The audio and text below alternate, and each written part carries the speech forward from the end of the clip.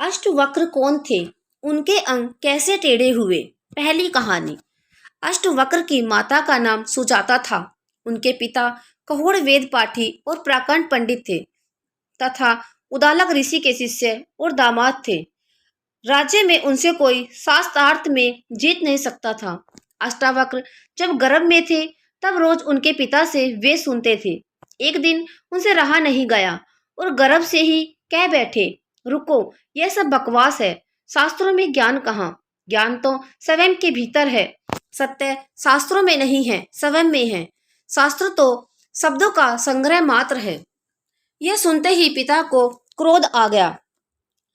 पंडित का अहंकार जाग उठा।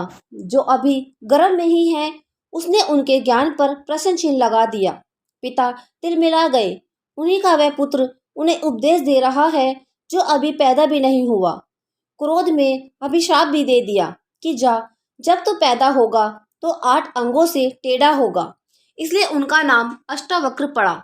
पिता ने क्रोध में शरीर को विषक्त कर दिया। उन्हें जरा भी दया नहीं आई। ऐसे पिता के होने का क्या मूल्य जो अपने पुत्र को श्राप दे। अष्टावक्र का कोई बड़ा अपराध नहीं था। उन्होंने तो अपना विचार ही प्रकट किया था। लेकिन इससे यह सिद्ध होता है कि लोग अपने अपने शास्त्रों के प्रति कितने कट्टर होते हैं। पिता के श्राप के बावजूद अष्टावक्र पिता भक्त थे। जब वे 12 वर्ष के थे तब राज्य के राजा जनक ने विशाल शास्त्रार्थ सम्मेलन का आयोजन किया। सारे देश के प्राकरण पंडितों को निमंत्रण दिया गया। क्योंकि अष्टावक्र के पिता भी प्राकरण पंडित और शास्त्र ज्ञानी थे तो उन्हें भी विशेष आमंत्रित किया गया। जनक ने आयोजन स्थल के समक्ष 1000 गायें बांध दी। गायों के सींगों पर सोना मढ़ दिया गया और गले में हीरे जवाहरात लटका दिए और कह दिया कि जो भी विवाद में विजेता होगा वो यह गायें हाँक कर ले जाए। संध्या होते होते खबर आई कि अष्टवक्र के पिता हार रहे हैं। सबसे तो जीत चुके थे, लेकिन बंदनी नाम का एक पंडित से हारने की स्थिति में पहुंच गए थे। पिता के हारने की स्थिति तय हो चुकी थी कि अब हारे या तब हारे। यह खबर सुनकर अष्टावक्र खेल क्रीड़ा छोड़कर राजमहल पहुंचे। अष्टावक्र भरी सभा में जाकर खड़े हो गए। उनका 8 जगहों से टेढ़ा मेढ़ा शरीर और अजीब चाल देखकर सारी सभा हंसने लगी। अष्टावक्र यह नजारा देखकर सभाजनों से भी ज्यादा जोर से खिलखिलाकर हंसे। जनक ने पूछा, सब हंसते हैं वह तो मैं समझ सकता हूँ, लेकिन बेटा तेरे हंसने का कारण बता। अष्टावक्र ने कहा, मैं इसलिए हंस रहा हूँ कि इन चमारों की सभा में सत्य का निर्णय हो रहा है। आश्चर्य, ये चमार यहाँ क्या कर रहे हैं? सारी सभा में सन्नाटा छा गया। सब अवाक रह गए। राजा जनक खुद भी सन्न रह गए। उन्होंने बड़े संयत भाव से पूछा, चमार तेरा मतलब क्या? अष्टवक्र ने कहा, सीधी सी बात है, इनको चमड़े ही दिखाई पड़ती है, मैं नहीं दिखाई पड़ता। ये चमार है, चमड़े के पारखी हैं। इन्हें मेरा जैसा सीधा साधा आदमी दिखाई नहीं पड़ता।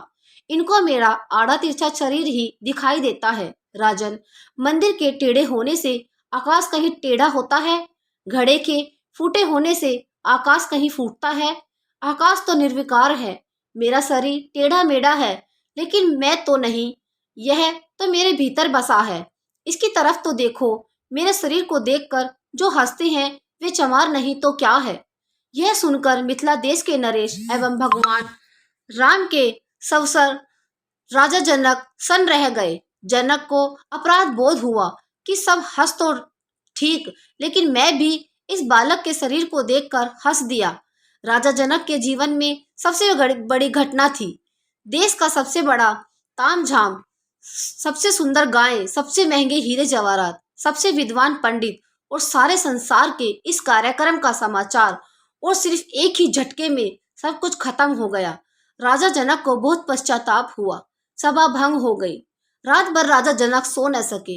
दूसरे दिन सम्राट जब घूमने निकले तो उन्हें वही बालक अष्टावक्र खेलते हुए नजर आए। वे अपने घोड़े से उतरे और उस बालक के चरणों पर गिर पड़े। कहा, आपने मेरी नींद तोड़ दी।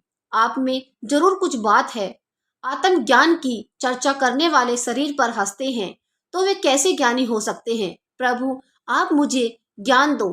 तो दोस्तों यह कहानी आपको कैसी लगी कमेंट में ज़रूर बताइए। वीडियो को लाइक करें, शेयर करें और हमारे चैनल को सब्सक्राइब करें। Thank you.